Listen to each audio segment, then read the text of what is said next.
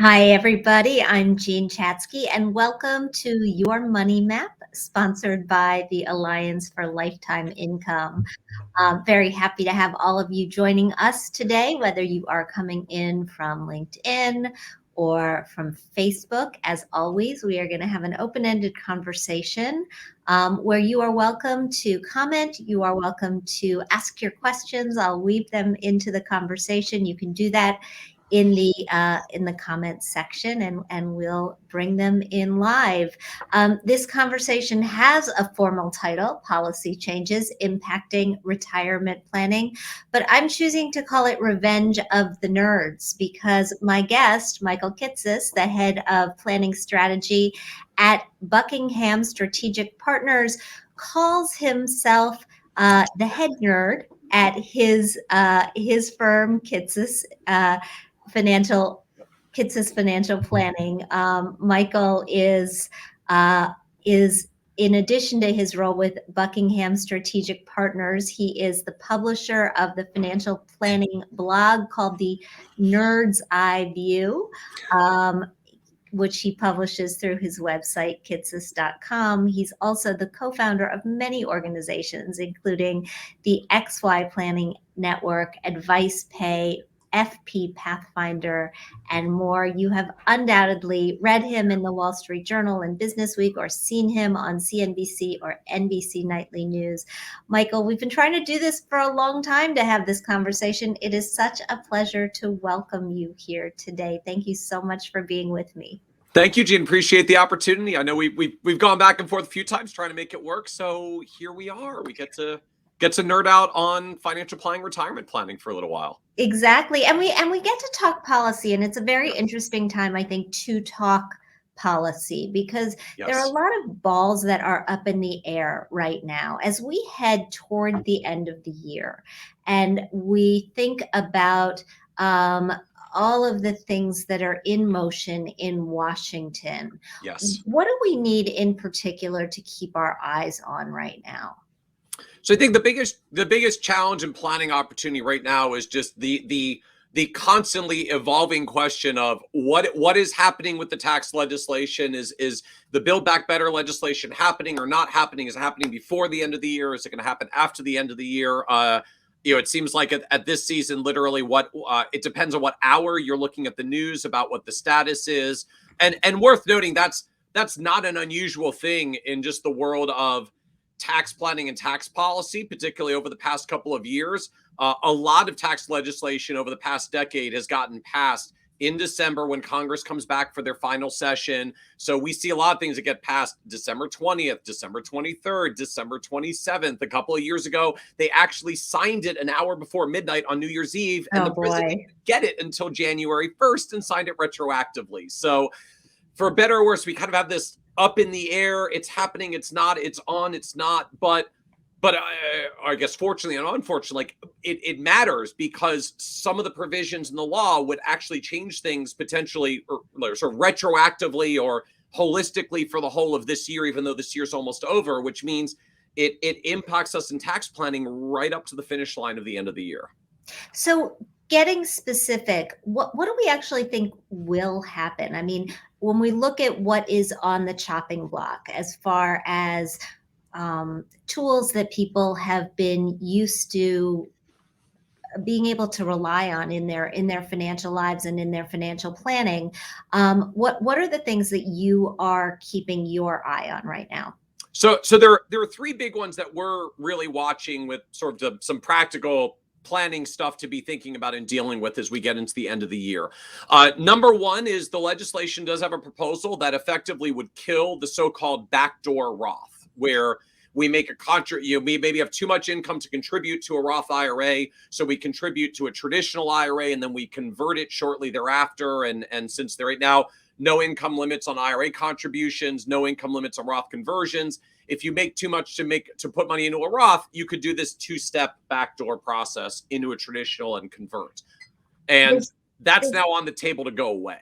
There's been a lot written this year, particularly about billionaires who have managed to rack up a lot of money in IRAs. Is this how they did it? And is this why this is on the chopping block?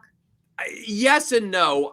This isn't entirely how they did it, because if you actually look at the largest the largest IRAs that are out there, right? If we go back to the infamous Peter Thiel story of getting a bajillion-dollar IRA, back then Roth conversions actually had income limits. The original income limit on a Roth conversion was $100,000. So I guess ironically, it was only perhaps some startup companies in the very, very early phase where they're making no money. There is no money. They have no income, that they even would have been under the Roth conversion limits to do it. And if you were under the Roth conversion limits, you could have just done a good old-fashioned Roth IRA going in the front door. So this doesn't really shut down the mega RIA phenomenon. That's actually a separate area that has bounced around the proposals of perhaps taking a harsher look at when startups put early company stock into their Roth IRA. How are they valuing that? The real controversial thing for folks like Peter Thiel was not that he got money into a Roth.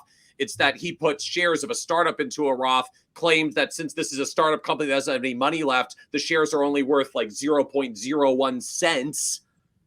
Put a ton of shares in there. And then when it turned out the company was PayPal and was very successful, all of a sudden the company had a 1,000,000% return because the stock literally went in at a penny on the dollar. So that dynamic of how do you value startups when you put them into IRAs is still actually out there as a policy issue.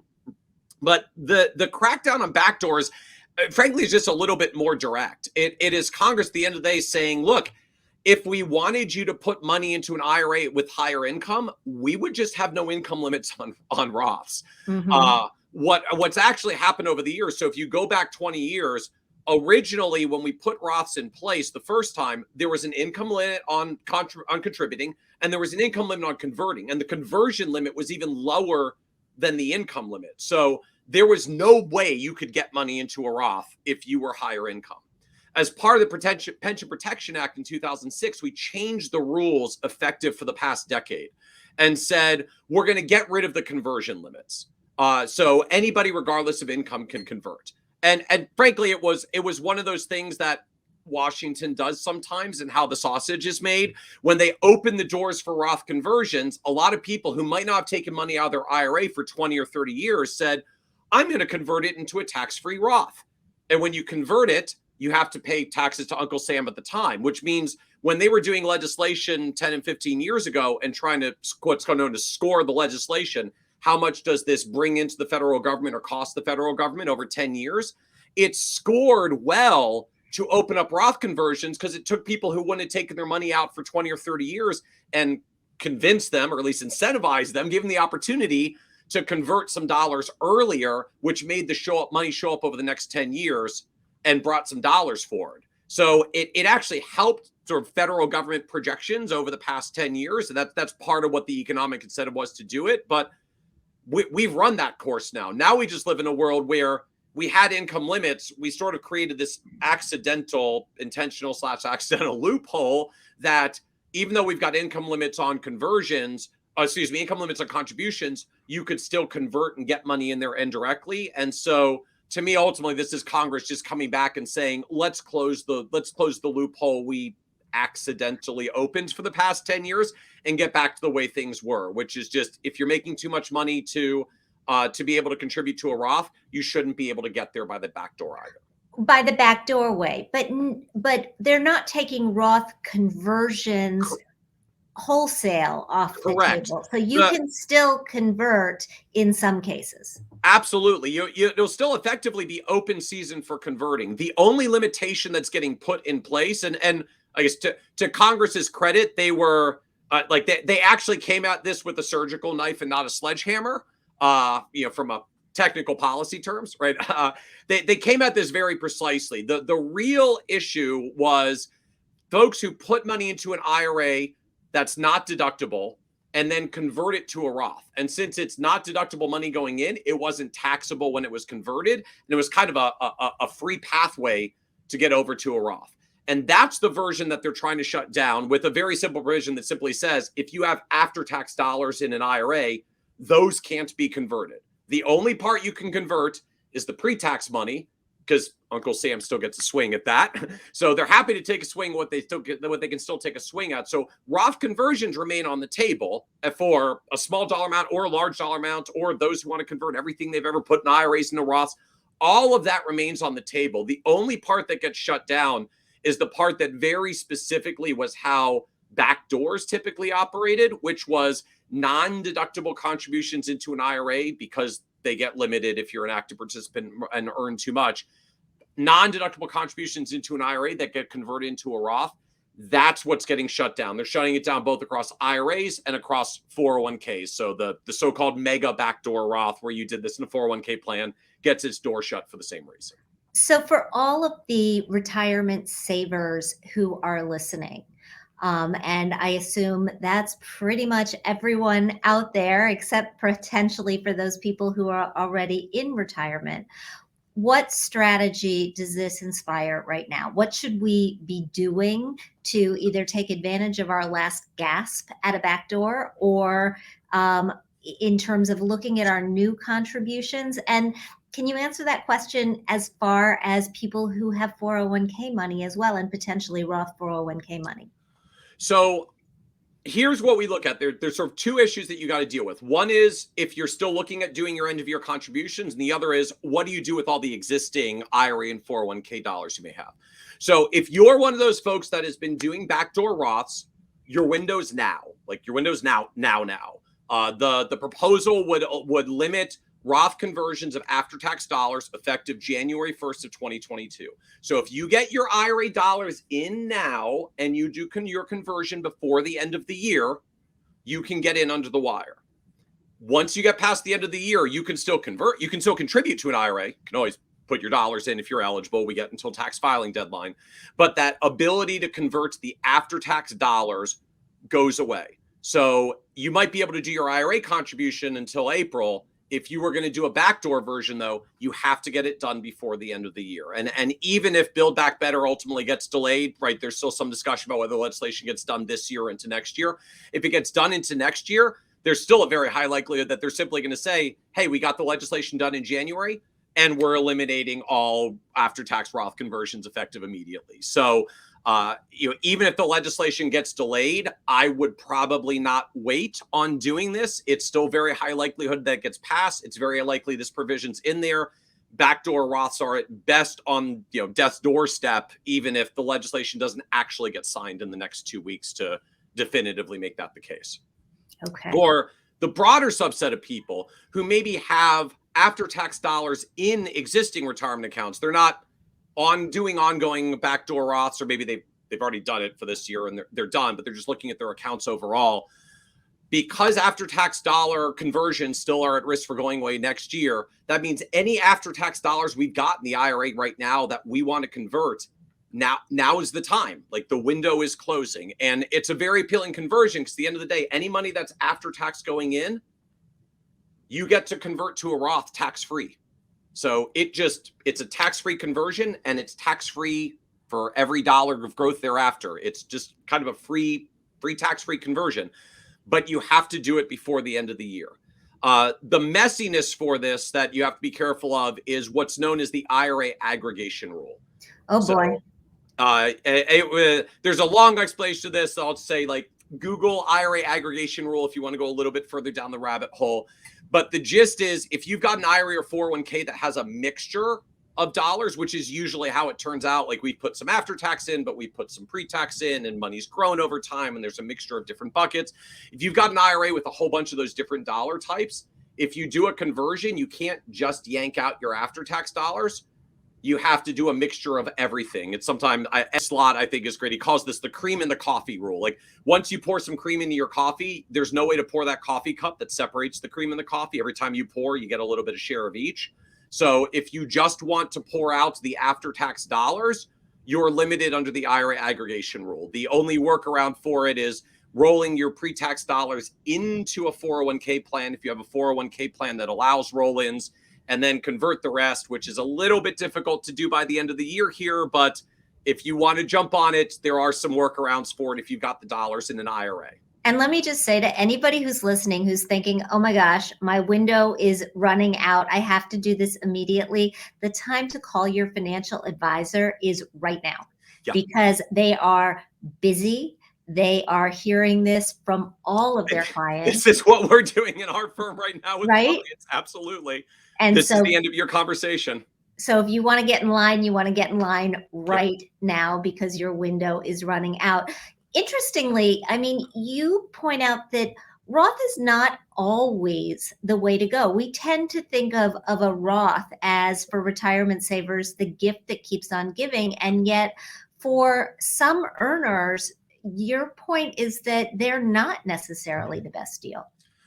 Very true. I mean, the generic scenario is who wouldn't want tax free? Like, I want me for some tax free as well. We in financial advisor world tend to be really big fans of tax free, and it's one thing when we talk about the particular scenario of after tax dollars in retirement accounts, because by definition that means you actually paid the taxes going in. It's already in there.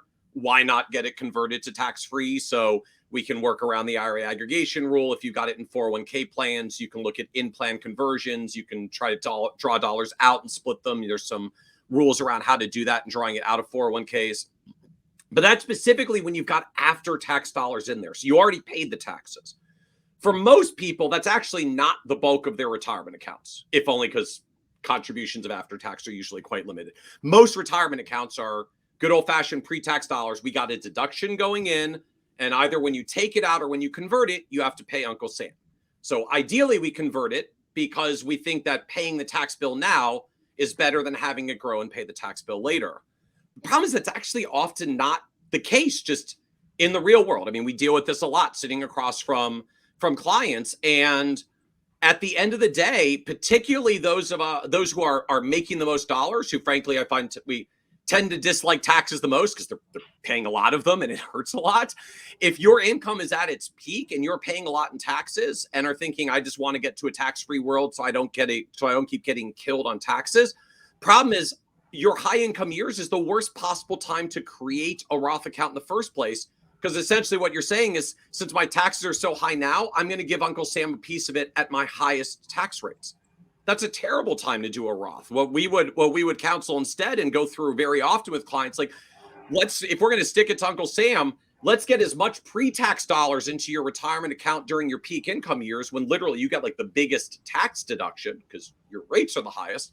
And when we retire and your wages go away or your business goes away or income goes away or whatever it is you're currently doing to bring dollars in, when that goes away and you're just living off your retirement assets, and for most people that income is lower than like peak earning wage years, then we'll convert the money when we might be able to convert it at a quarter or half the tax bill, or at least quarter or half the tax rate as we do today. So the key when you're thinking about Roth, particularly if you're facing this, traditional account with a deduction or a Roth style account that's tax free, it's not really rocket science. Ultimately, it comes down to is pay your bill when the rate is the lowest.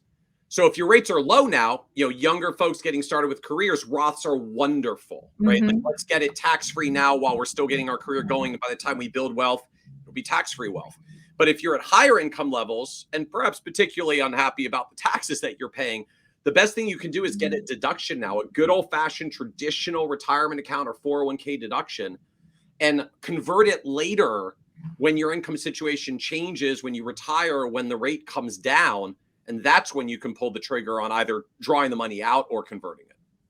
We're talking with Michael Kitces. We're talking about all things retirement, specifically as they relate to policy. If you have questions, please join us in this conversation.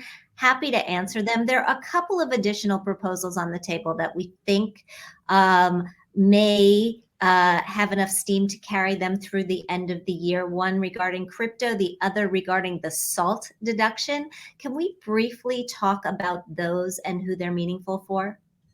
Yeah, so the other two things that we're really watching in Build Back Better legislation, aside from changes on backdoor Roths, is number one.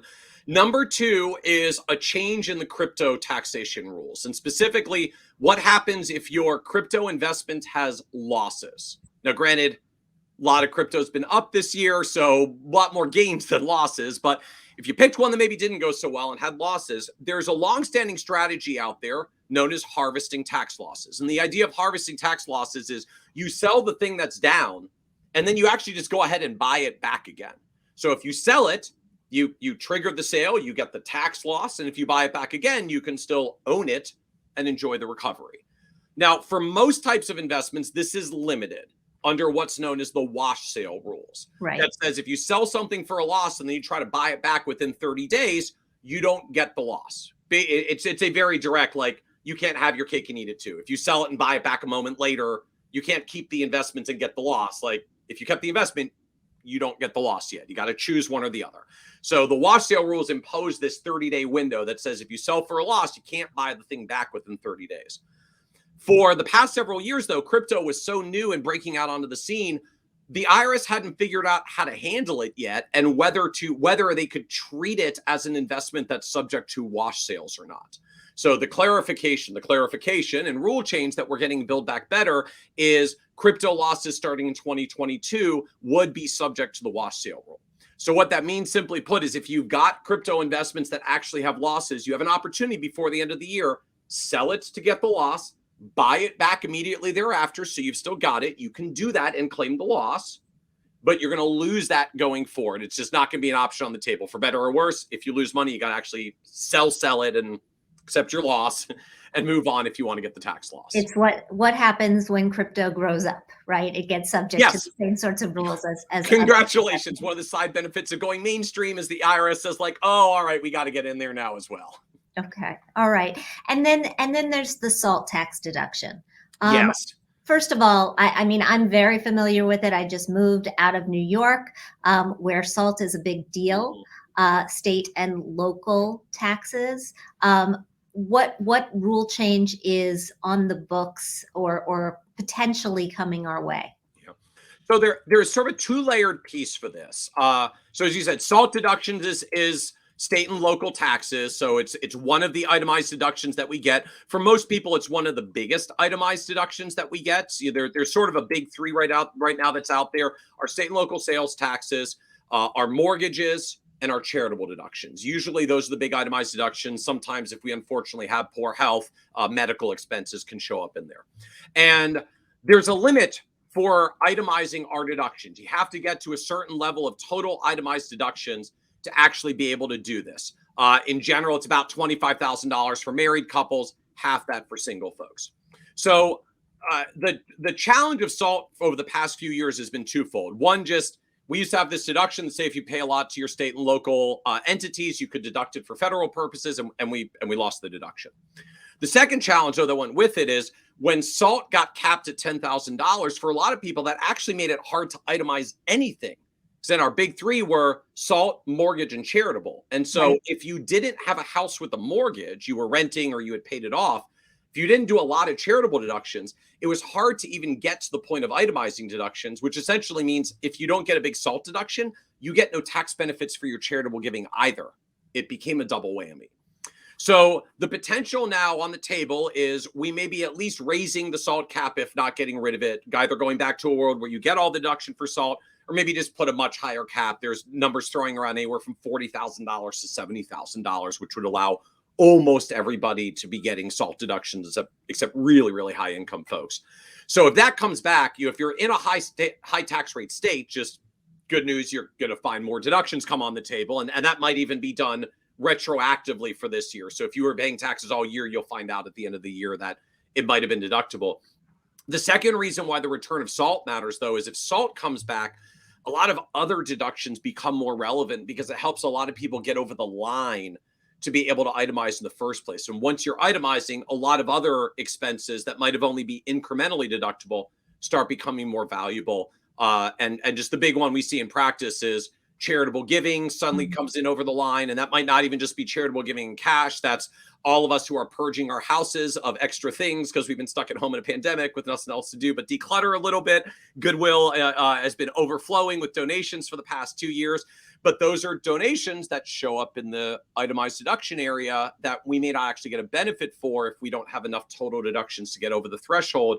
And the return of SALT or the higher SALT limits would allow more people to get over that threshold. Right. Meaning it is time to start saving those receipts once again. If you'd given up Yes. on itemizing and you thought, oh, I can just give this stuff away because it's not going to matter Yep. receipt wise, that may all of a sudden change, and you're going to need to start documenting once again, which by the way has always been a good idea. And if you're right on the bubble at the end of the year, right, a lot of folks do end of year giving, right, to recognize the charities and organizations they want to support.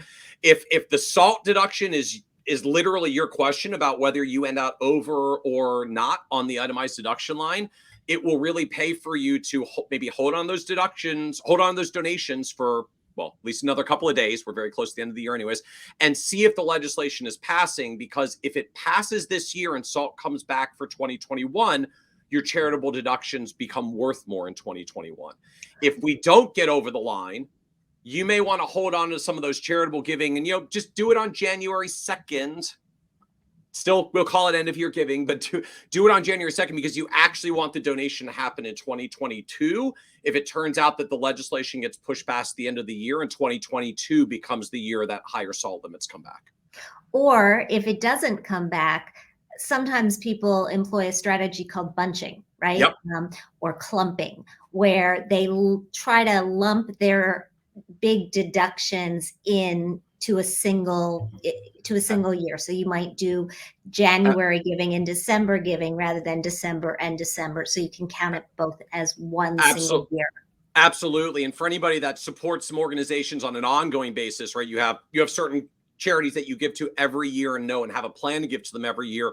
You can even group those together with something like a donor advised fund, put 5 years worth into a donor advised fund, have the donor advised fund then send out checks once a year for the next 5 years. But if you clump all of it into a single year to front load the deduction, you can get over the itemized deduction line, get more value out of your charitable giving now for tax purposes, and then still cut the checks to the charity each year over the next 5 years so they get the money as you want to give it to them incrementally. Love that advice. Plus, in a donor advised fund, the money gets invested and there's the potential that you could give away more for the same amount of money. So tax-free for the charity. Absolutely. Exactly.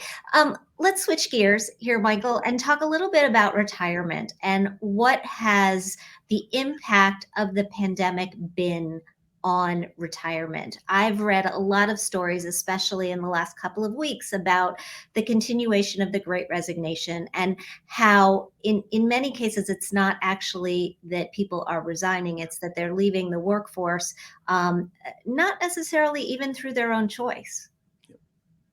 Yeah, the Great Resignation to me is fascinating for just all the different dynamics that are in play as to what's really driving the shift, right? Some of it is I'm just fed up with the lousy workplace. I can't take it anymore. It's time for a change. Sometimes it's really driven at the end of the day by I'm realizing now that in a workforce that can be more virtual, I don't have to be here or wherever here is to do work and get paid. I'm going to relocate either to where I've always wanted to be, to where the weather is nicer, to where my family is, to someplace that's just a lower cost of living area. And, often that involves resigning from where you currently work and going to where you're going to go and setting up shop, setting up home there. I think the broader thing, though, that's really getting illustrated through the Great Resignation is, I think, just a broader recognition that we get more choices about how we pursue the retirement journey than sort of the one traditional story that's always been told, which is work, accumulate a pile of dollars, and then play.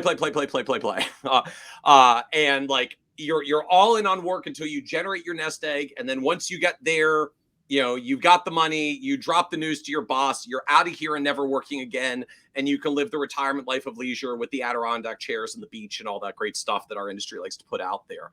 And I think the broad realization that's coming is like that's not the only way that you have to do this path and make this decision. And to me, it shows up in everything from the Great Resignation to the rise of the FIRE movement, right? The financial independence, retire early movement. Personally, I'm a little bit more a fan of the FI part than the RE part, because the RE part is still about retire early is still this implication of, well, we're still trying to do the traditional thing. We're going to save a bunch of money and never work again. We're just trying to get there faster. And not there's anything wrong with getting there faster, but the shift to me that's emerging is this recognition that you can also get to a point where you've accumulated at least some dollars, and you can live this in greater balance. right? I can earn some dollars and be, call it, permanently semi-retired. And if you're ready to do that, it actually really moves up the retirement date. If you want to use things like traditional 4% rule as a target of what you need to sustain your retirement income, if you're going to take part-time work in retirement, earning $25,000 a year, that's the equivalent of having another $600,000 of retirement savings, which for a lot of people gets them way closer to retirement a whole lot faster. It might be you are there now if you just acknowledge maybe retirement will involve something like we're not full-time, or we don't have to be. We don't have to work in the same industry. We don't have to find the job that gives the maximum dollars. Something we like that it turns out someone will pay something for quickly gets us there a lot faster. And so whether you pursue that through a great resignation path or a financial independence path, to me, just that shift is on, that realization is on, that yes, accumulate it all and then never work again is an option, but there are other options, and frankly, the other pathways can get you there faster. I'm like you. I'm pretty fascinated actually by the FIRE movement. I think it's given a lot of people a lot of license to live the way they want to live, to not be so tied to this career. But I also worry about people at the slightly older end of the equation who have said, yes, I want to earn that $25,000 a year. I want to continue to bring in some sort of money into my 70s, but who found that the pathway for them to do that is actually quite difficult. Where does the fear about running out of money in retirement fall in all of this calculus, and how do you help people strategize to avoid that? So I mean, to me, the fear that, well, the fear that of running out of money in retirement, particularly in those types of scenarios, sort of comes from two opposing angles at the same time. One, essentially, what if I live too long, right?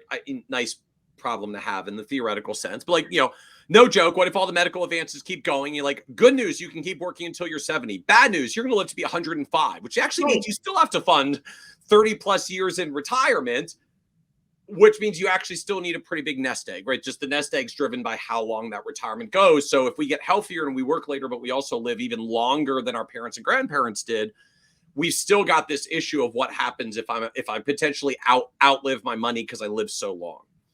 At the other end of the spectrum, we face the challenge of what happens if I have a change in health that doesn't strike me down for my life, but eliminates my ability to work, right? All that range of medical conditions and other health challenges that essentially make us partially or fully disabled.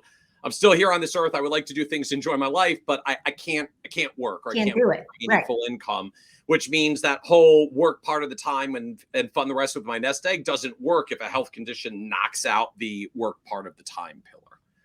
So we get to manage this from a couple of different angles. When we look at the front end of it, like what happens if something happens to me, the traditional industry insurance would be looking at something like disability insurance. Mm-hmm.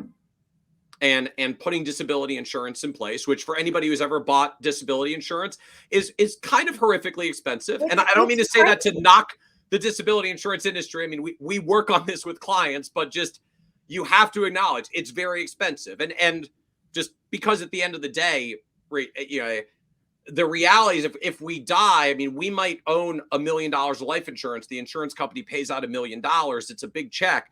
But if you're making a healthy income and suddenly you can't work for 20 or 30 years because you get disabled, disability insurance is actually a risk to pay more than life insurance is. And the risk is actually higher. Like it unfortunately, the odds that we get disabled is higher than the odds that we unexpectedly die at a young age. So, which I think a lot of people don't understand. Insurance is expensive, right? I think a lot of people don't know the fact that you are at a greater risk of becoming disabled, and you need to actually put disability insurance on your list, particularly if you're single. I mean, if you can buy a group policy through your employer, that's 100% the way to go. Yeah, group disability insurance through employers is a fantastic foundation for it. There are some constraints around policies tend to be a little bit more limited than what you get privately. The tax treatment is not as favorable if the employer gives it to you on a pre-tax basis, but huge essential foundation for most people, at least as a starting point, And if you're a higher income or just more reliant on your income because of the lifestyle you're living, that disability insurance becomes even more important.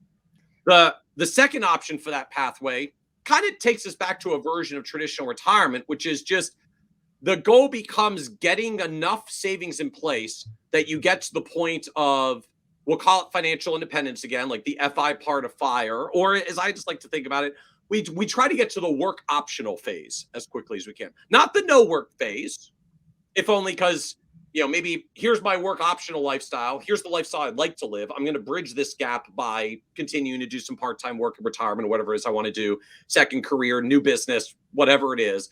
But at least getting a financial foundation of work optional. If something happened to me, at least I can live out my days on earth with a reasonable lifestyle for myself at this level. And so the faster I can get to work optional, the faster I get choices and flexibility around this, which means if something happens, I'll be okay. I'm hoping I stay healthy and I can do more stuff and earn a little more money, and I get to spend all the money because I'm already work optional. So any extra money is spending money at that point.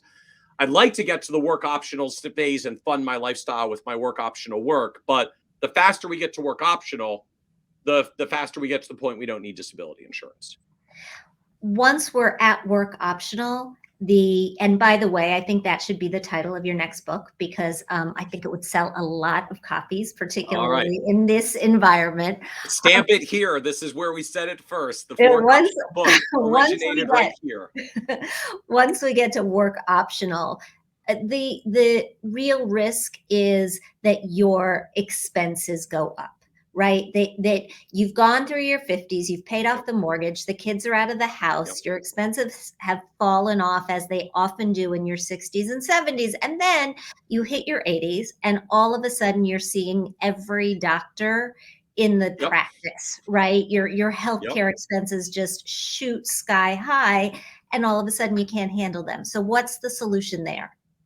So I think it's important to make a distinction of how medical expenses play out in the later years of retirement, because we kind of group all these together and sort of, we get less healthy stuff happens, we need more medical professionals, and costs can jump up. But I'd encourage to think of these in two slightly separate buckets. So the first I'll just call the pure medical expenses, the doctors, the prescription drugs, and the rest that fall in that category.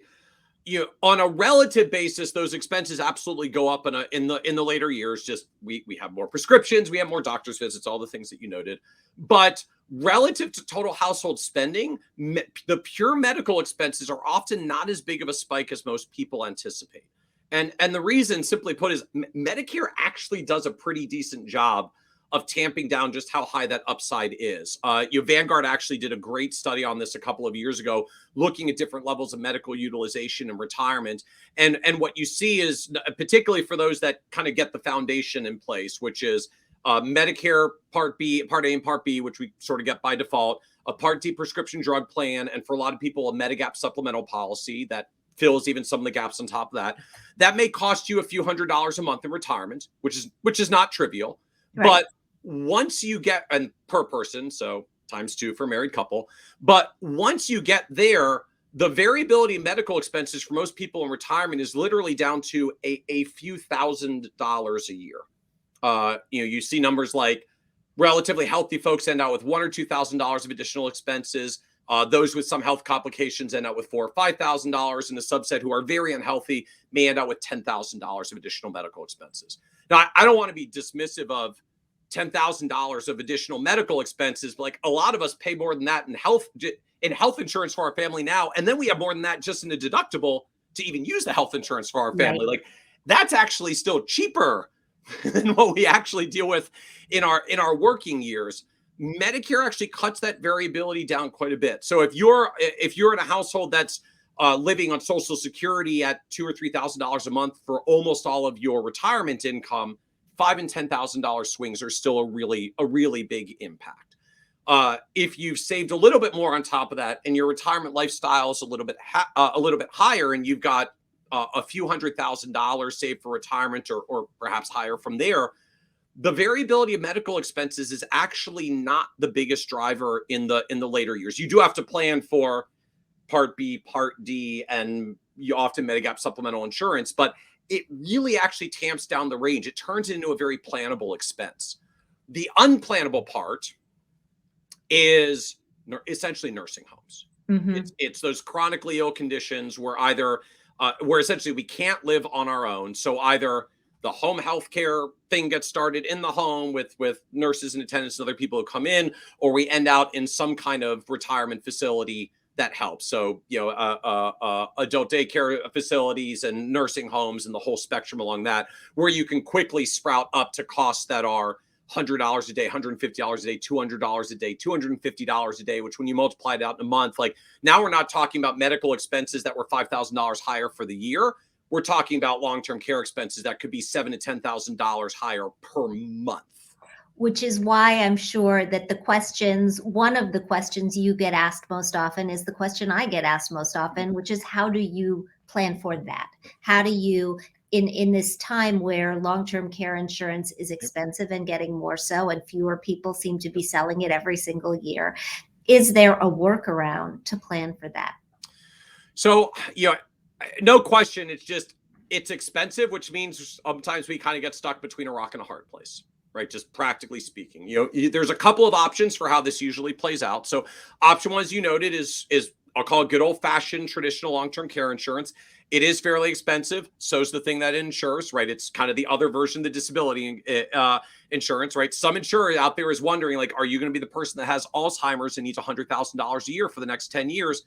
Well, guess what? That's expensive insurance if they're going to pay out $1 million for your long term care facility. So the insurance is expensive, but so is the cost that it insures. And at the end of the day, if you can turn big uncertain number into fairly annoying but plannable insurance expense number, that's still a level of certainty and planning capability that we tend towards, all else being equal. So can we put traditional long-term insurance on the table?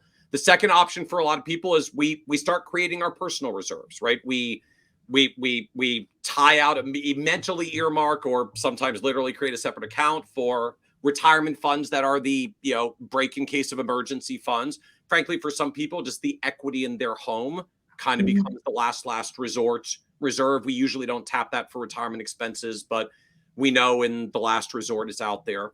The third option for this is the rise of what are known as hybrid long-term care policies, which is a long-term care policy either blended together with an annuity or with a life insurance policy that will typically take a lump sum. So it takes that dollar amount you might have been putting aside. If you said, well, I'm going to earmark $100,000 from retirement assets as don't touch this unless I need it for a long-term care emergency, I can put that into a hybrid policy that says, okay, if you never use this, we'll give you the $100,000 back, or we'll even give you $150,000 or $200,000 as a life insurance death benefit. Right. But if you use it for long-term care, we'll turn your $100,000 into $200,000 of long-term care benefits. And so if I was earmarking 100 anyways, I may as well make it something that can pay me 200 if I need to use it for long-term care purposes. And that multiplier depends on your age and your health and a bunch of factors. So your 100 might turn into anything between 150 to 300 plus, depending on a lot of other factors. But right, I bought this policy. But it becomes a version of it. Right, I bought it at age 50, and so the multiplier is significant because the insurance company is expecting that I'm not going to need to use it for quite some time. And then the fourth option at the end of the day that we get to is Medicaid, right? Which is a program that says, look, if someone is financially run down on their assets, we're not going to literally turn them out on the streets and make them homeless. Like, we do have programs and systems that support this. A lot of people don't want to go the Medicaid route, both for just limitations on Medicaid facilities. You don't exactly get a lot of choice about where you're going and whether you're going to be near your family. And almost by definition, you don't get to get there until you've spent all the other assets that you have, which is not a terribly appealing scenario. So we often don't want to go there, but it is the sort of the safety net of last resort that is in place. And for some people, they either rely on that or may even proactively plan strategies that use some of their assets or position their assets to be able to qualify for Medicaid. We talk a lot about annuities on this program, and you, I know, have written extensively about them. And you mentioned them in context with these long-term care policies. Can you just speak before we wrap up about where in this new landscape of retirement planning, of FIRE, of the Great Resignation, of coming out of the pandemic, where is the place for annuities?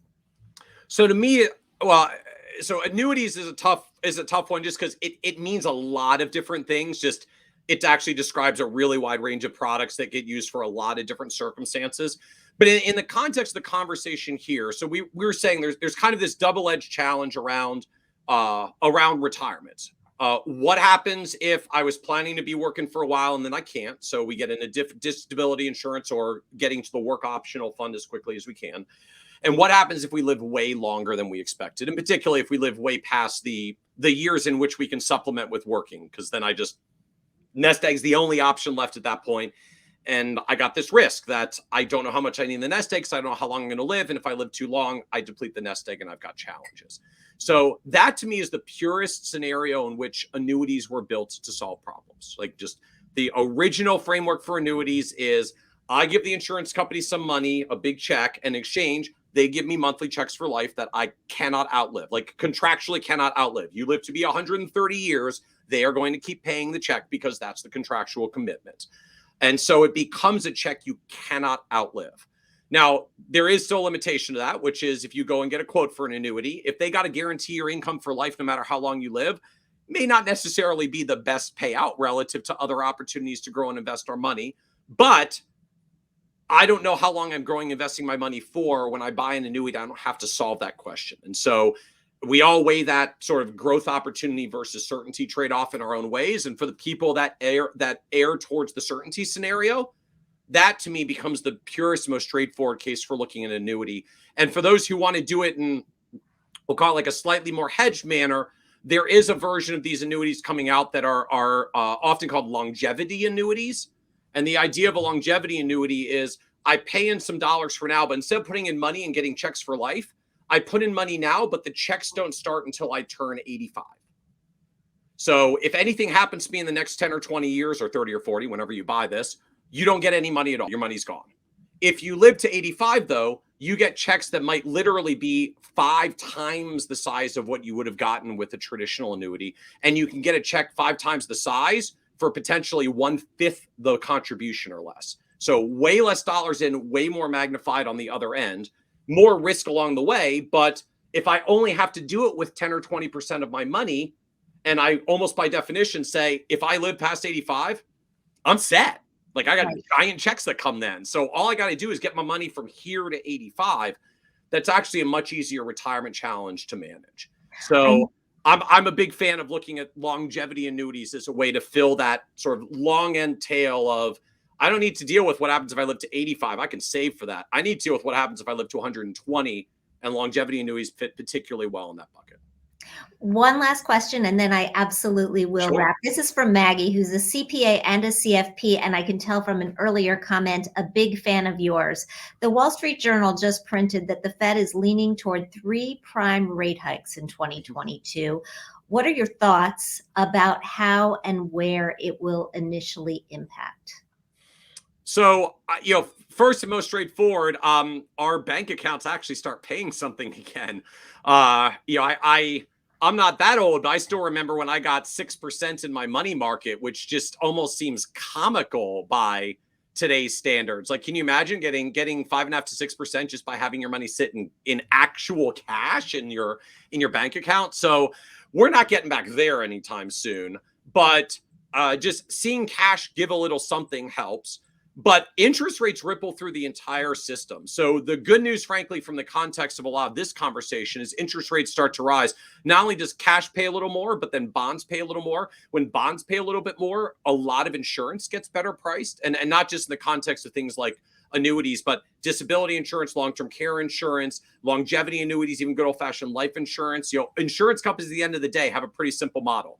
Take your premiums, invest it for growth to pay the guarantees. But because they have to be there to pay the guarantees, they don't buy a lot of stocks. They buy a lot of bonds. And so when bonds go up and they can get more growth, they don't need to charge as much up front. So rising interest rates is actually very positive for insurance premiums across the board. Now, that doesn't mean you'll necessarily see like insurance premiums drop the moment that interest rates rise. This actually usually plays out over the span of a couple of years, but it starts making a lot of these vehicles much more appealing to look at because they will become better priced for us. Fantastic. Michael Kitces, where can we find more of your wonderful work? I know we can find you at kitces.com.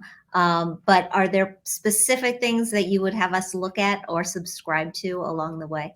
Yeah, as you said, most straightforward place to find me, all of our work and research. As you can tell, I love nerding out on this stuff. We write our nerd journey through all of this on Nerds I View at kitces.com. I'm also the head of planning strategy for Buckingham Wealth Partners. So we do this kind of work directly with clients on an ongoing basis through their retirement. And also an organization called XY Planning Network, where we do a financial planning work primarily for those in their 30s, 40s, and 50s. So if you are still in the working years and trying to make that transition or navigate the FIRE, the FI, the work optional movement, over 1,500 advisors at XY Planning Network that do this kind of planning work as well. Work optional, you heard it here first, folks. And if you're looking for more information from us, you can go to our website, which is protectedincome.org. Thanks as always to the Alliance for Lifetime Income for bringing us these conversations. Michael, it's such a pleasure. Likewise. Thank you, Jean. Thank you. And we'll see you next time. Happy holidays, everybody. Take care.